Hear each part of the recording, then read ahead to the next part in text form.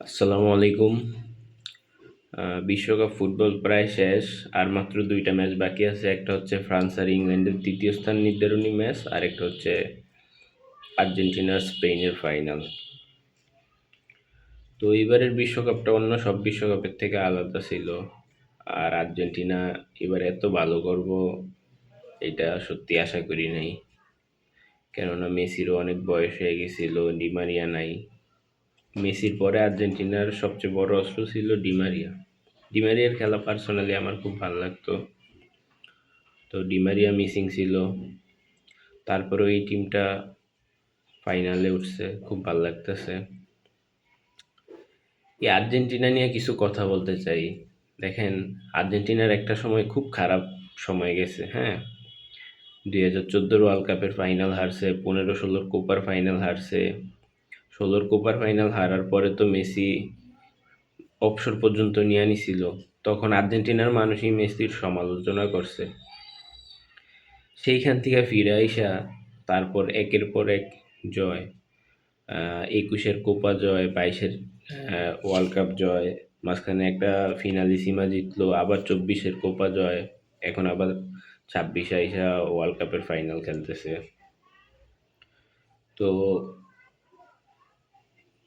এইটা আমাদের জন্য অনেক বড় একটা এক্সাম্পল, আর্জেন্টিনা টিম এবং মেসি, যে আমরা যারা জীবনে অনেক হতাশ হতাশ হয়ে যাই, যে লাইফে ভালো কিছু করতে পারতাছি না, বা সময় এত খারাপ কেন। তো এইটা একটা উদাহরণ হিসেবে আপনি দেখতে পারেন যে সব কিছুর পরে হয়তো ভালো কিছু আপনার জন্য অপেক্ষা করতেছে, ধৈর্য ধরতে হইব। একটা কথা আছে না, যে কষ্টের পরেই আছে সুখ। তো আমার বয়সী যারা আছেন, বা আমি এখন যে এজে আছি, এই সময়টা খুব কঠিন একটা সময় যায়, বিশেষ করে ছেলেদের জীবনে। এই সময় অনেক পরীক্ষার মধ্য দিয়ে যাইতে হয়, নিজেরে বারবার প্রমাণ করতে হয়, নিজের যোগ্যতার পরিচয় দিতে হয়, অনেক চড়াই উতরাই পার হইতে হয়। জীবনে উত্থান পতন আছে, খুব কম মানুষই আছে যারা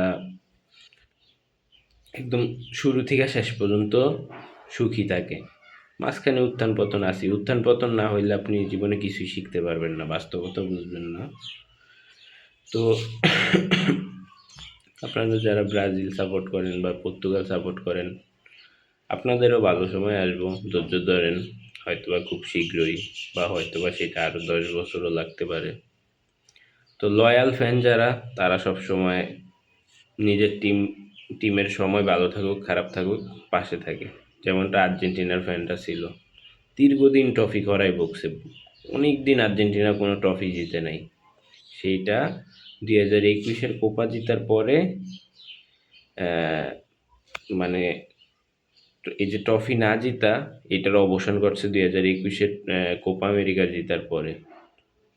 তো ব্রাজিল যদিও 19-এ একটা কোপা জিতছে, কিন্তু ওয়ার্ল্ড কাপ জিতে না অনেক দিন যাবৎ। ওয়ার্ল্ড কাপে ব্রাজিল দীর্ঘদিন যাবৎ ভালো করতে পারতেছে না, এবার তো রাউন্ড অফ 16 থেকেই বাদ পড়ে গেল। তো আপনারা ধৈর্য ধরেন, আশা করি সামনে আপনাদের ভালো কিছু হইব। আর এখানে আরেকটা বিষয় আছে, যে ফাইনালে যে আর্জেন্টিনা উঠলো, ওয়ার্ল্ড কাপটা শুধু কিন্তু দেশগুলোর মধ্যেই সীমাবদ্ধ না, কিছু কিছু ক্ষেত্রে এটা উপমহাদেশীয় লড়াই, হ্যাঁ। তো আর্জেন্টিনা কিন্তু এখন একাই ল্যাতিন আমেরিকা থেকে আপনার ফাইনালে উঠছে, বা ল্যাতিন আমেরিকা থেকে আর্জেন্টিনাই হচ্ছে নিজেদেরকে ধরে রাখছে ওই পর্যন্ত। ইউরোপের তো অনেক টিম আছে পারফর্ম করার মতো, বাট ল্যাতিন আমেরিকাতে আপনি আর্জেন্টিনা, ব্রাজিল আর উরুগুয়ে ছাড়া ওই রকম কোনো টিম নাই যারা থ্রেট ক্রিয়েট করতে পারে। তো এই দিক থেকে আপনি দেখেন, এখন পর্যন্ত এই 26 ওয়ার্ল্ড কাপ ছাড়া এর আগে সম্ভবত 22টা ওয়ার্ল্ড কাপ হয়েছে, যার মধ্যে 10টা গেছে ল্যাটিন আমেরিকাতে আর 12টা গেছে ইউরোপে। তো সেই দিক থেকে এবারও দেখেন ফাইনালে 2টা টিম উঠছে, একটা ইউরোপের আর একটা ল্যাতিন আমেরিকার।